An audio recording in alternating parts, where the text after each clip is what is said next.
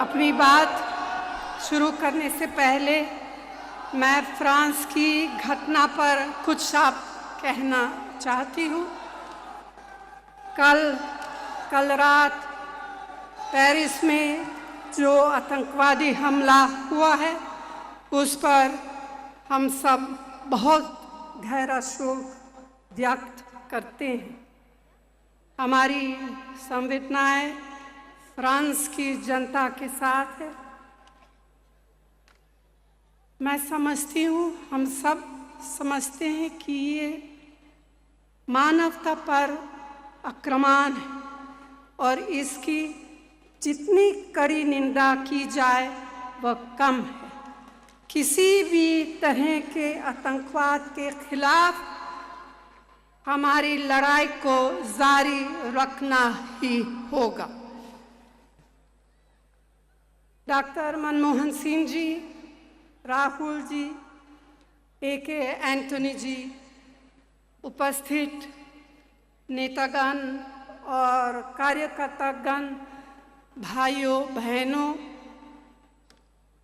बुजुर्गों, बच्चों, आज से करीब 125 वर्ष पहले इस देश के धरती पर एक सूरज ने जन्म लिया था।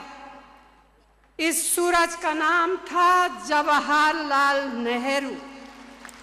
वैसे तो कहने को 27 मई 1964 को यह सूरज डूब गया, मगर उसका उजाला हमारे दिलों, हमारे यादों, हमारी आँखों में आज भी जगमगा रहा है।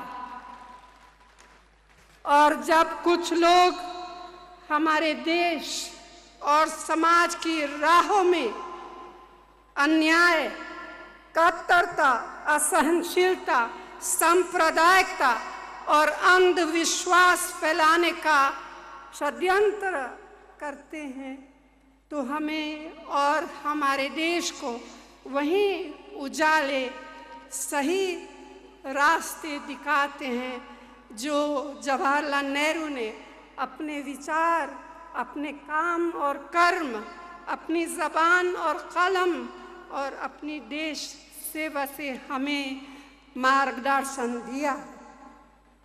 नेहरू जी ने जिस भारत में होश संभाला वो गुलामी की जंजीरों से जूझ रहा था। सब जानते हैं कि अगर वो चाहते तो बड़ी शान से, बड़े आराम की जिंदगी गुजार सकते थे, मगर ये सब कुछ छोड़कर एक महान देश प्रेमी, एक सच्चे वतन परस्त होने के नाते वो पूरे तन, मन और धन से आज़ादी के संघर्ष में जुट गए। देश की आज़ादी के लिए वो रास्ता चुने जहां अंग्रेजी हुकूमत की गोलियां और लाठियां बरसती थी, जहां हर मोड़ पर उनके लिए जेल के काल खोतरियां थी। नेहरू जी के जिंदगी के कितने बरस जो आज़ादी की लड़ाई लड़ने के जुर्म में उन्होंने जेलों और काल कोठरियों में काटे। ऐसा संघर्ष किया है देश की आज़ादी और आत्मसम्मान के लिए नेहरू जी और उनके साथियों ने।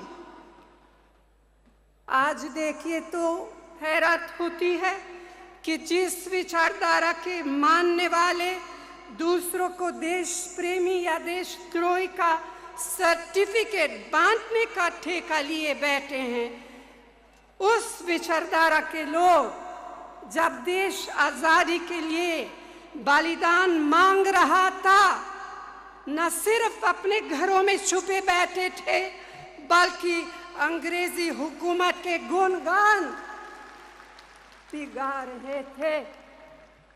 उन्होंने इस हुकूमत के खिलाफ एक जलसा नहीं किया, एक रेजोल्यूशन नहीं पास किया, एक जुलूस नहीं निकाला, एक नारा नहीं लगाया। हाँ, तो ये है कि जब गांधी जी ने 1942 में भारत छोड़ो आंदोलन शुरू किया तो हिंदुस्तान में दो संगठन थे जिन्होंने खुल्लम खुला इस आंदोलन का विरोध किया। एक ने पाकिस्तान बनाया और दूसरा आज की सत्ता पक्ष का असली रिमोट कंट्रोलर। उन दोनों संगठनों ने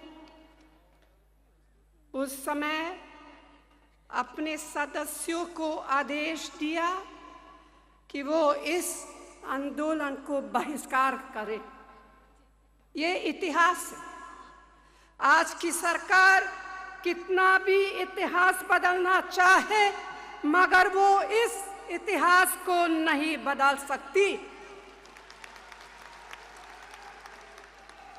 आज जब इस विचारधारा के लोग देश प्रेम और राष्ट्रवाद के खोखले दावे करते हैं, दूसरों को देश विरोधी कहते हैं, तो उनके मुकाबले में याद आते हैं जवाहरलाल नेहरू, जिन्होंने अपने कर्म, अपने शब्द से हर हिंदुस्तानी को ये बताया था, यह सिखाया था कि देश के प्रेम का मतलब है देशवासियों से प्रेम करना, और ऐसा प्रेम जो जात पात, धर्म, वर्ग, भाषा के नाम पर कोई अंतर करना ना जानता हो।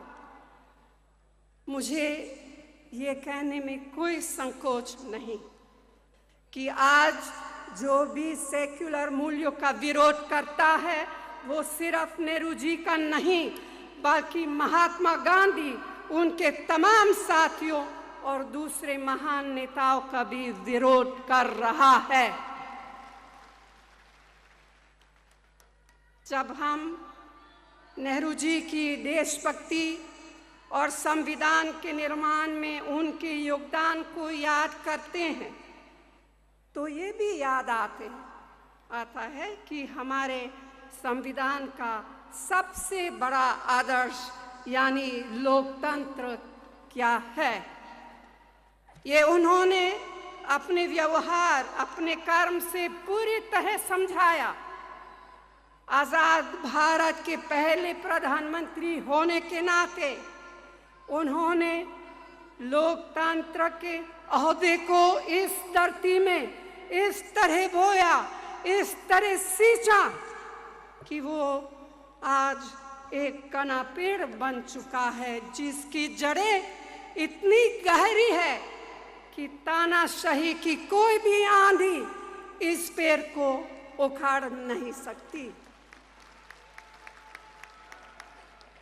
लोकतंत्र एक शब्द है जो दोहराया तो बहुत जाता है, लेकिन इसका मतलब क्या है?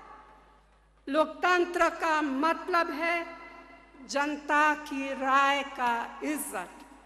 लोकतंत्र का मतलब है ये मानना कि समाज में लोग अपनी अपनी तरह सोचने, अपनी अपनी बात कहने, अपने अपने धर्म को मानने का अधिकार रखते हैं।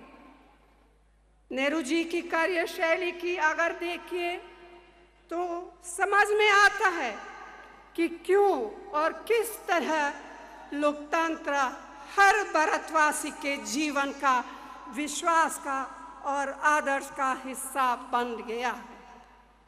हम जब नेहरू जी की कार्यशैली देखते हैं तो हम देखते हैं कि वे अपने विरोधियों और अपने विपरीत विचार रखने वालों का भी सम्मान करते थे। उनके लिए लोकतंत्र का प्रथा शुरू ही होती है विचारों के आदान प्रदान से, संवाद से, विवाद और प्रतिविवाद से। ये कहना कि जो हम जैसा नहीं सोचता, जो हमारा विरोध करता है, जो हमसे सहमत नहीं वो देश विरोधी है। ये लोकतंत्र की सोच नहीं है, ये जनतंत्र का ढंग नहीं है, ये डेमोक्रेसी का परंपरा नहीं है, ये तानाशाही का तरीका है।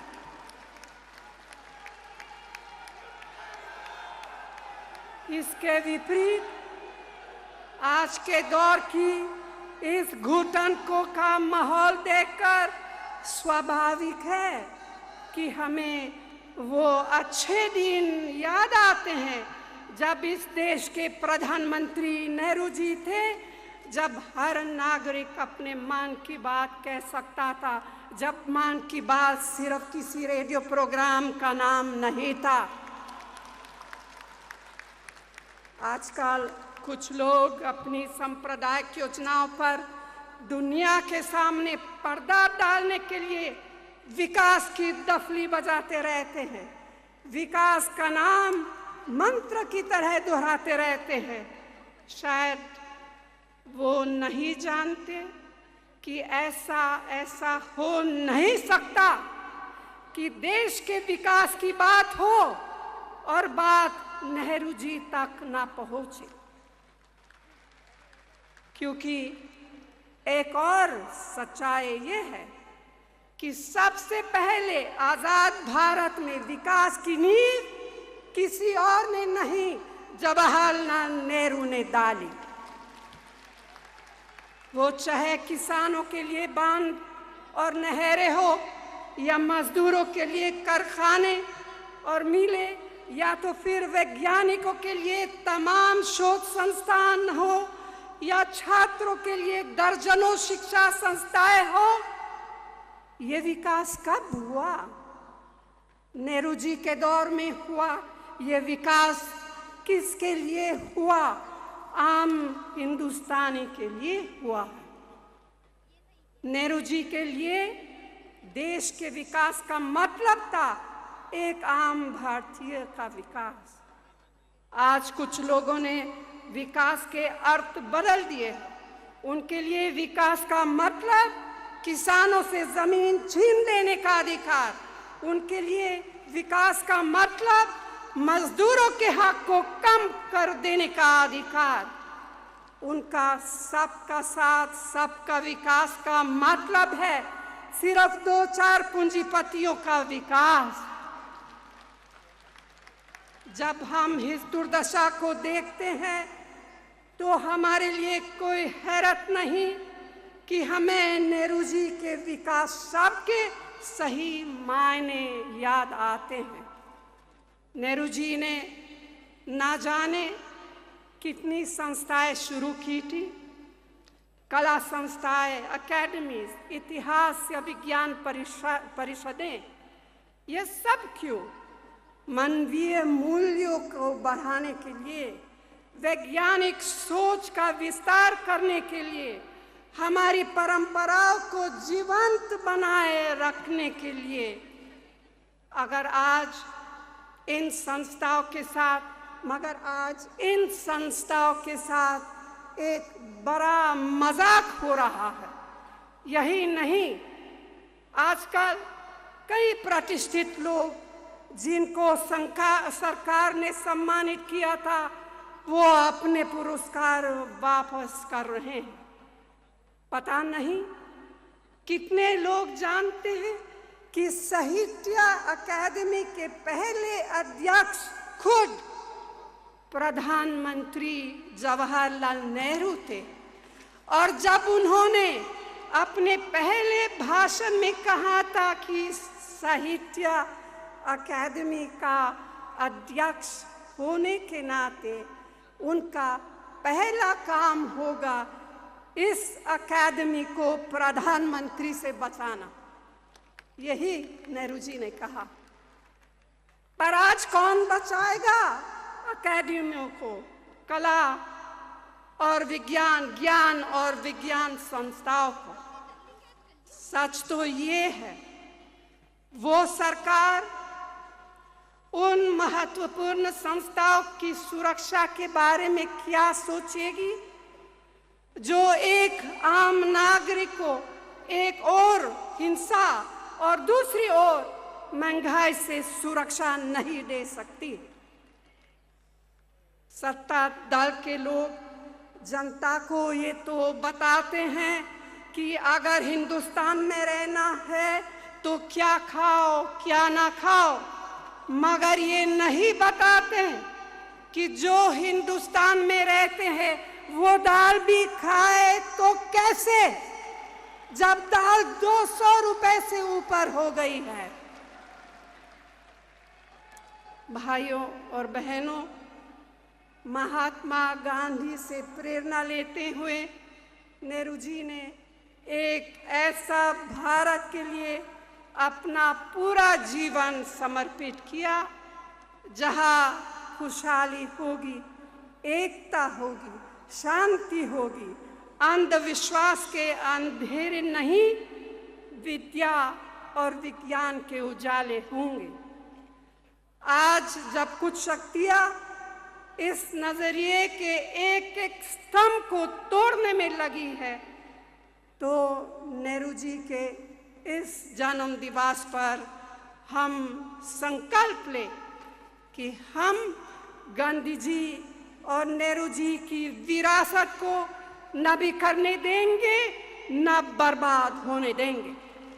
माना कि आज हमें अपने आकाश पर कुछ अंधेरे दिखाई दे रहे हैं, मगर नेहरू जी के आदर्श, नेहरू जी के सिद्धांत, नेहरू जी के मूल्य और नेहरू जी के विचार ही वे सूरज है जो इस अंधेरे को मिटा सकते हैं। ऐसा होगा और जरूर होगा। आप सबको इस सभा में आने के लिए दिल से बहुत बहुत धन्यवाद। जय हिंद। और अब मेरे साथ जोर से बोलिए, जय हिंद। जय हिंद। और जोर से